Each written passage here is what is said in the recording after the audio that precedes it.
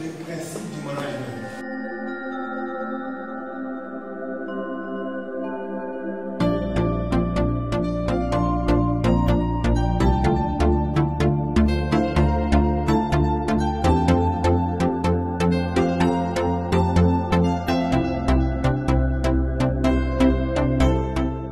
Faites comme un plan d'action, ce que vous pouvez améliorer dans ce que vous faisiez grâce à cette formation. Dans la préparation intellectuelle de la réunion, qu'est-ce qu'on envisage? Numéro 1, l'objet. Attention, une réunion ne peut pas être indéterminée. Comme on apprend au gouvernement, je vais rentrer dans la réunion à 10h pour terminer à 22h45. Une réunion peut être limitée dans le temps. Sinon, les gens vont commencer à partir et vous devez toujours en réunion. Une réunion doit être limitée dans le temps. Parce que, selon les psychologues, au-delà de 2 heures de temps, l'attention des gens diminue. En principe, même si vous êtes informel, c'est toujours mieux de le rappeler quelques temps avant la réunion. Vous avez un secrétaire là, puis encore appeler. Je vous rappelle, chef, la réunion, c'est-à-dire la préparation matérielle. C'est-à-dire où va se dérouler la réunion. Le nombre de chaises par rapport au nombre de participants. S'il y aura des projections à faire, projecteurs, l'écran, etc. Ça, c'est la préparation matérielle. Maintenant, quand la réunion commence, le chef commence, il doit aussi savoir dispatcher la parole, tel que ça a été prévu.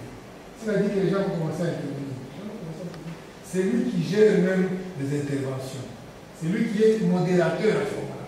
C'est lui qui donne la parole et c'est lui qui retire. Même dans une réunion d'information, il y a une nouvelle procédure qui est venue. Vous avez même amené les documents, vous avez même lu, vous avez même expliqué.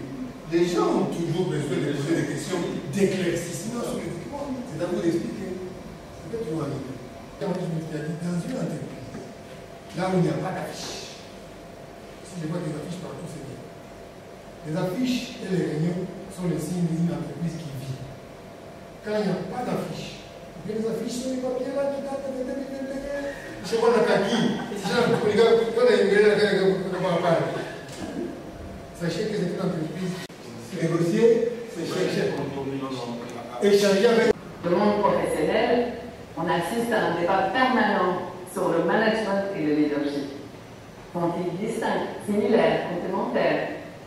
Essayons de nous mettre d'accord sur ce point pour commencer.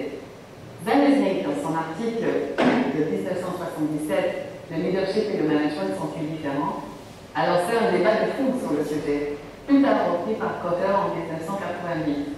Zalesnik décrit le management comme mettant l'accent sur la rationalité et le contrôle.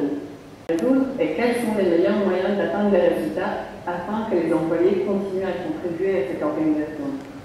En d'autres termes, le management serait essentiellement centré sur la tâche. Ce serait un effort pratique pour diriger les affaires et faire remplir sa tâche à chacun. Un manager exige que les personnes travaillent ensemble de manière efficace à différents niveaux de statut et de responsabilité. D'un autre côté, Zalesnik définit le leadership comme un art. Le département de formation et à tous les participants qui sont impliqués depuis le premier jour jusqu'au dernier. En tout cas, la façon dont on m'avait considéré, la façon dont vous m'avez traité m'a beaucoup plu. Si bien que je me suis donné totalement pour donner tout ce que je pouvais encore avoir. J'ai même oublié à la fin que j'étais vieux. Je me suis comporté totalement comme un jeune. Merci, je vous remercie. De la transmission du savoir que vous avez voulu nous transmettre. Vous avez accepté de le transmettre avec facilité, aisance et amour. En tout cas, nous sommes très reconnaissants. Merci. Nous tenons aussi à remercier d'abord le formateur et à travers vous, l'institution même qui vous a mandaté, qui est l'IFPP. Nous vous remercions vraiment pour cela et surtout pour votre disponibilité, votre ouverture. Nous en sommes très reconnaissants.